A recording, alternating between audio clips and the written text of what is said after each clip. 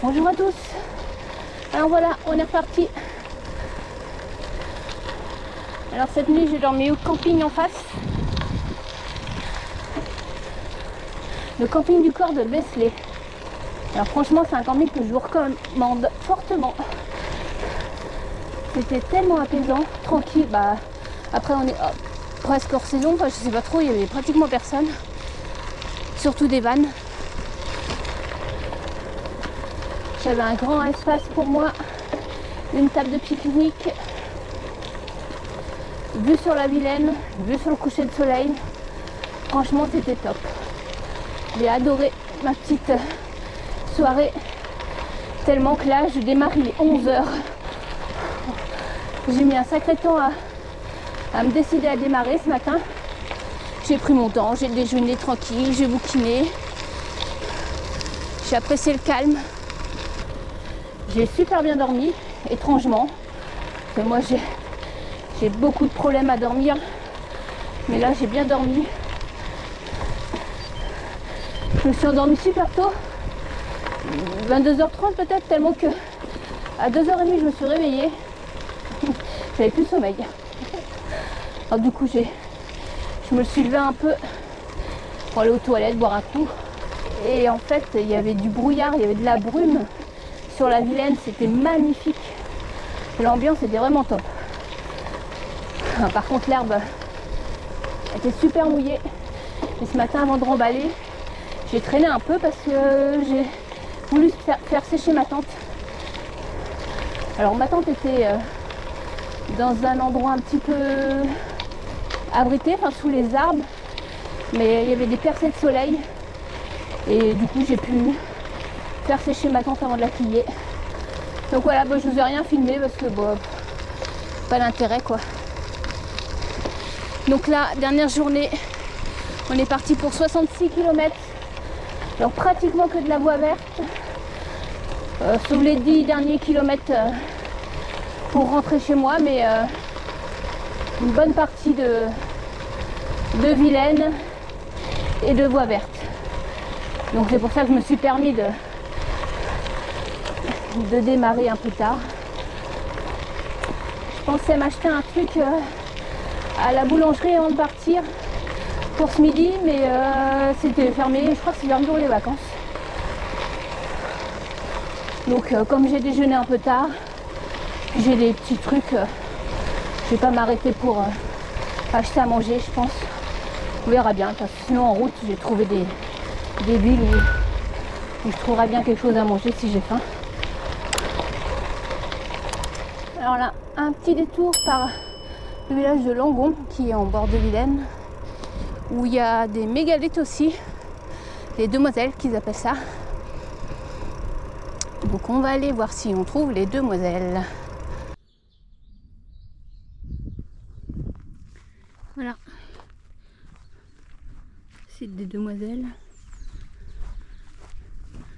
Mais oh, ça se mérite, hein, ça grimpe pour venir là.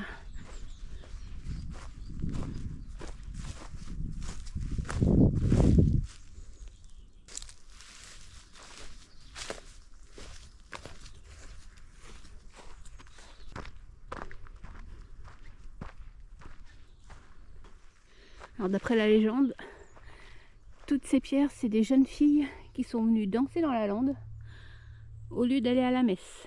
Et voilà. Vous voyez, mesdemoiselles, c'est malin. Bon, allez. On va redescendre pour rejoindre la Vilaine. Parce qu'il va bien falloir qu'on avance quand même. Hein.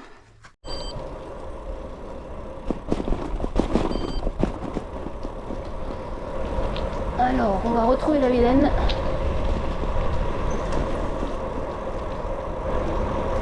Et là aussi, on est sur le chemin des capitales, donc la voie de Saint-Jacques-de-Compostelle qui part de... Je ne sais pas d'où elle part, Ancenis, je crois. Et elle va jusqu'au Mont-Saint-Michel. Donc c'est la voie des capitales qui passe par Rennes. Et là, elle fait un petit détour. Normalement, elle longe la Vilaine. Mais là, a priori, elle fait un petit détour par Langon. Peut-être qu'il y a une église, je n'ai pas regardé. j'ai pas vu d'ailleurs. Mais j'imagine que si la voie passe par là, c'est qu'il y a un point d'intérêt, outre que l'hébergement, je pense. D'ailleurs, le camping du port de Beslay où j'étais, le camping du port de Beslay où j'étais ce matin, enfin où j'ai dormi hier, et ben il loue des cabanes pour les randonneurs. Et si vous avez une crédentiale, et ben c'est demi-tarif. Je crois qu'à la base, la nuit par personne, c'est 20 €. Et donc c'est 10 € si vous avez la crédentiale de Saint-Jacques-de-Compostelle. C'est cool, je trouve. 10 €, ça fait vraiment pas cher. Déjà 20 €, je trouve que c'est pas cher la cabane. Parce que en général, ça tourne plus autour des 30-40 €. En plus, une petite cabane surélevée avec vue sur la Vilaine, franchement génial, quoi. Une petite terrasse et une terrasse sous la cabane si jamais il pleut, avec de quoi s'asseoir. Franchement vraiment top ce petit camping. Je sais pas si je vous ai dit, mais j'ai payé 4,72 €. Donc frais touristiques, là je sais plus comment ça s'appelle, inclus. Alors attendez, normalement c'est par là. Bon, le seul inconvénient, enfin moi ça m'a vraiment pas dérangé, pourtant je suis un peu une chochotte du bruit, c'est que il y a une voie de chemin de fer juste à côté et en fait c'est des trains, des TER, ils sont petits, ils ont 2-3 wagons, donc quand ils passent, ils se passent assez vite. Et j'imagine que c'est surtout aux heures de pointe le matin et le soir. Quoique ce matin, j'en ai pas entendu beaucoup. Plus hier soir. Est-ce qu'elle est à côté là? Le chemin de la Vilaine, je suis pas sur la Vilaine là. Comment j'y vais? Et quelques TGV aussi qui passent. Franchement, ça m'a vraiment pas dérangé. Qu'est-ce que c'est apaisant de longer les canaux, je trouve. C'est calme, c'est paisible. Je sais que certains trouvent ça barbant, monotone, mais moi franchement j'adore. Je suis en train de me dire que je ferais bien le canal de Nantes à Brest d'une traite. Parce que j'en ai déjà fait pour par la moitié, non peut-être pas la moitié, mais un bon quart. Et je crois que ça me tenterait bien de le faire d'une traite. Sauf que jusqu'à fin septembre, ça va pas être possible. Donc, il va falloir que je m'entraîne à marcher. J'ai un 24 heures de prévu, 24 heures marche fin septembre. Donc il va peut-être falloir que je commence à m'entraîner. Donc je vais délaisser un peu le vélo. Et après, ça risque d'être un peu juste niveau temps, surtout température, parce que j'ai bien vu que ce matin, ça commence à fraîchir. Je crois qu'il faisait 6 ou 7. Je faisais pas plus que ça. Là, ça va que j'étais en camping, qu'il y avait du soleil, que j'ai pu faire sécher ma tente. Mais si je dois faire ça en 4-5 jours et que ma tente est mouillée, tout ça, bon, il y en a qui le font, hein, mais je prends pas le même plaisir, je pense. Après, ça m'embête parce que du coup, ça reporte loin, quoi. Donc, je ne sais pas. Donc, le canal de Nantes à Brest, je crois qu'il fait 370 km. Dit comme ça paraît pas beaucoup. Je sais pas si je me trompe. Après, j'ai l'option de le faire en 2 fois aussi parce que finalement, j'habite à mi-parcours. Je peux faire Brest-Brocéliande et après Brocéliande-Nantes. Donc à voir si je fais ça ou pas. Enfin, je le ferai de toute façon, ça c'est sûr, mais si je le fais cette année ou pas, quoi.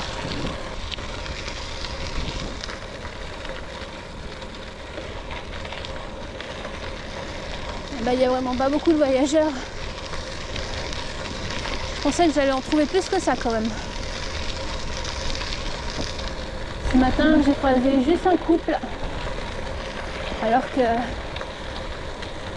le mois dernier, quand j'ai fait une boucle en partie sur le canal de Nantes à Brest, alors là, c'était vraiment l'autoroute.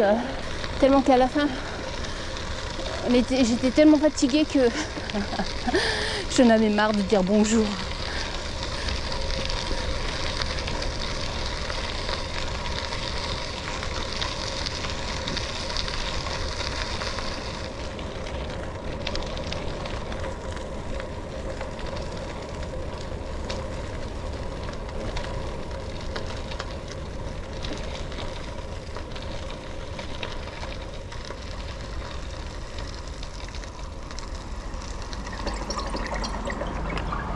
Dommage.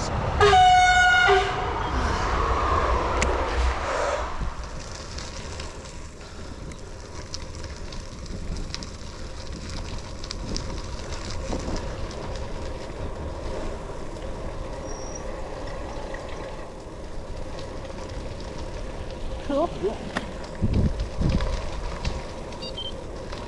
Ah, c'est super joli ici.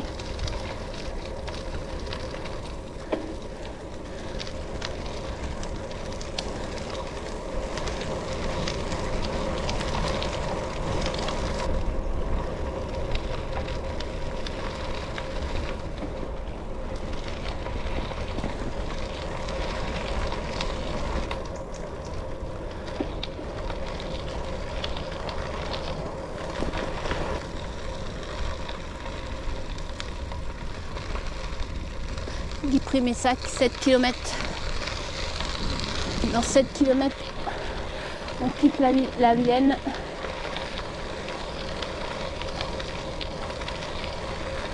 Pour rattraper la voie verte. Alors là, j'ai fait demi-tour. Est-ce que je vais m'arrêter à un truc? C'est une pause pour les randonneurs ici. Je voulais voir ce qu'ils disaient. Étape du randonneur. Qu'est-ce que c'est exactement? Amis randonneurs, ce terrain est mis gratuitement à votre disposition. Vous pouvez profiter des espaces pour prendre votre repas ou installer votre toile de tente pour la nuit. Merci de laisser cet endroit propre.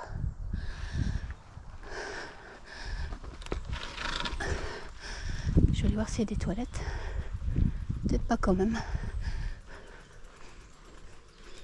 Et franchement, c'est top.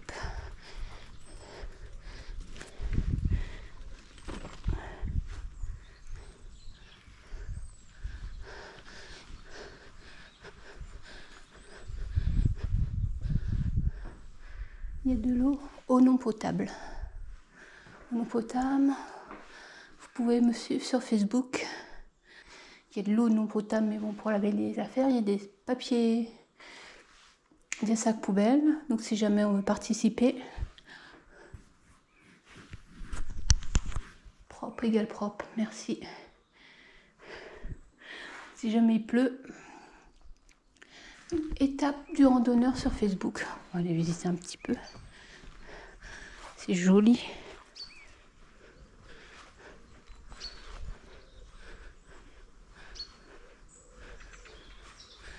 Regarde les bancs, c'est cool.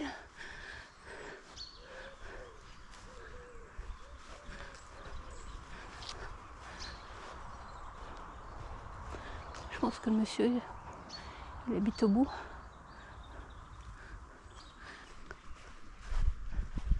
Donc c'est à 6 km à peu près de Guipry-Messac.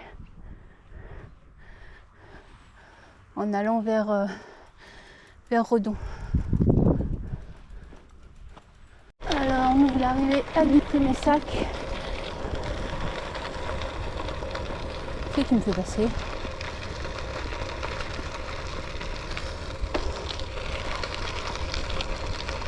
Je me fais passer dans Guipry.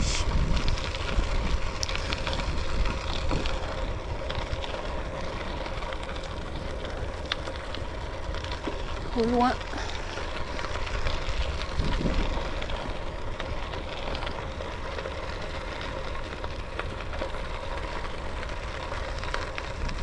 Il y a un camping municipal. Ok, on va aller voir par là.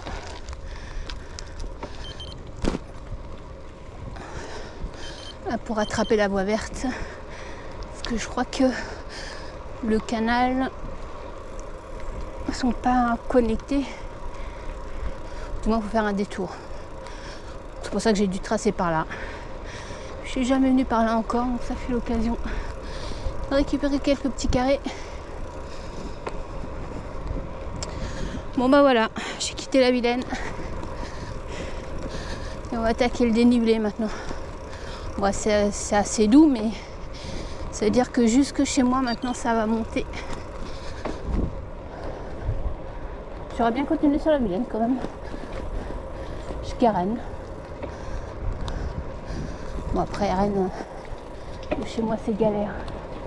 C'est pareil, c'est que de monter. De toute façon j'habite en haut d'une colline, donc forcément n'importe quel endroit où tu vas quand tu rentres à la maison, ça grimpe.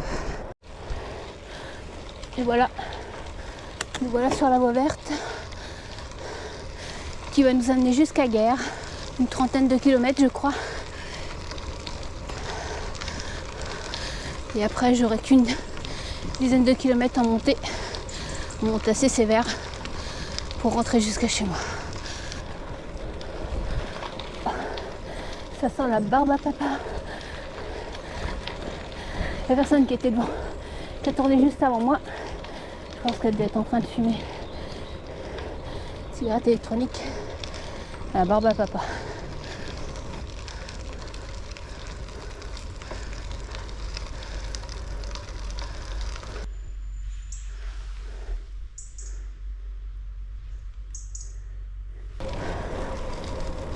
Alors aussi cette voie verte, ce qui est un peu dommage, c'est que t'as pas grand chose pour t'arrêter. Il n'y a pas de banc, ou très peu de banc. Il n'y a pas de table. C'est un peu dommage, je trouve. J'avais remarqué ça aussi sur la voie verte qui fait Saint-Mahin-le-Grand, Lodéac, Carhaix. Il y a très peu d'endroits pour s'arrêter. Du coup, je pense que ça favorise pas le tourisme, quoi. Je pense que la prochaine fois que je vais pouvoir m'arrêter, c'est Mort de Bretagne.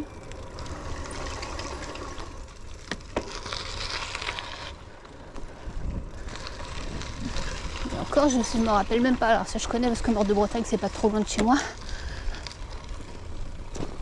Mais je ne sais même pas s'il y a des bancs et des chaises pour pouvoir... Enfin, des bancs ou des tables, je veux dire, pour se poser, pour manger un truc. Je ne sais pas.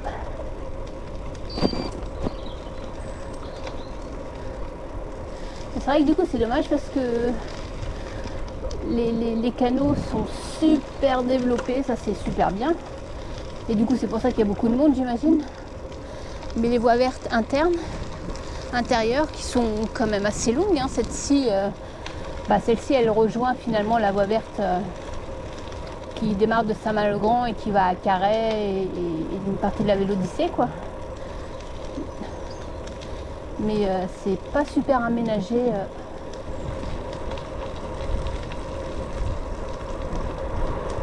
Ah, des voyageurs, voyons, les premiers. Chargé.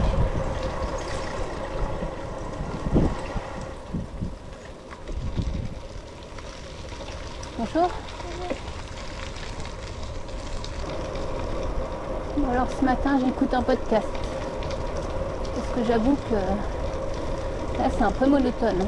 Et en plus je la connais, je l'ai faite et refaite, donc histoire de me motiver, je me suis mis dans une oreille un podcast des frappés. Donc l'invité c'est Nathalie Bayon, une nana qui fait de l'ultra-cycliste, que j'aime beaucoup, qui est assez sympathique. Donc ça va me motiver un petit peu à avancer. Bon, on arrive bientôt à Mort de Bretagne. Je me trouve un petit coin pour manger.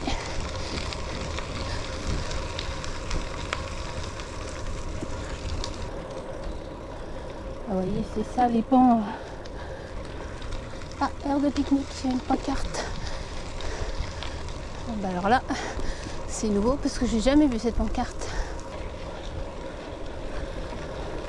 Alors pour manger, du coup, je me suis rien acheté.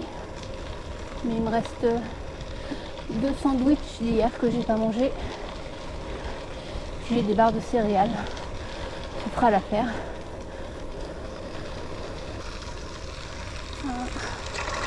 Aire de pique-nique. Ouais. Ok.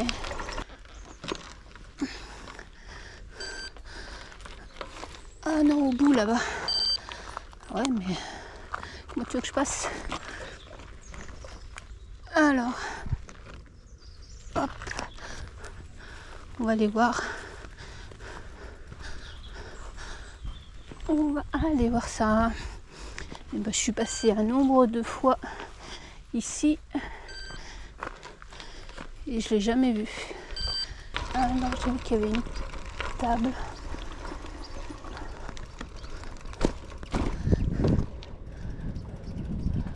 Là-bas, est-ce que c'est une table à l'ombre?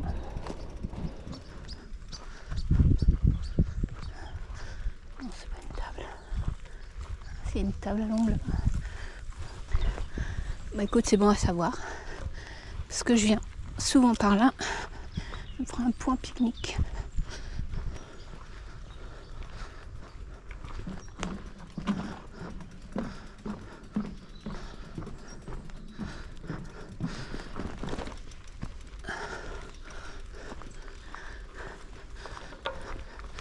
Allez, je m'arrête là.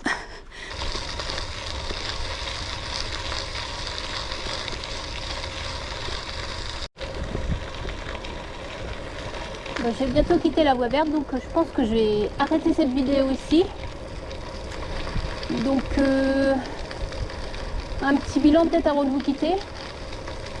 Je suis contente. Franchement, hier j'ai fait 88 km. Ce matin, aujourd'hui j'en fais 66 je crois, à peu près. Au niveau matos, je suis contente de ma tente. J'avais un petit peu d'appréhension parce que en fait je suis claustrophobe et comme elle est très petite, très étroite, vous avez vu, elle fait juste la taille de mon sac, de mon matelas. Mais en fait, vu qu'elle est assez ouverte, finalement elle est assez ouverte quand même avec du filet un peu comme moustiquaire. Donc, et l'abside est assez grande, donc du coup j'ai pas du tout eu la sensation d'enfermement. J'ai super bien dormi. Au niveau de ce que j'ai emmené comme matériel, donc j'ai pratiquement 10 kilos je crois,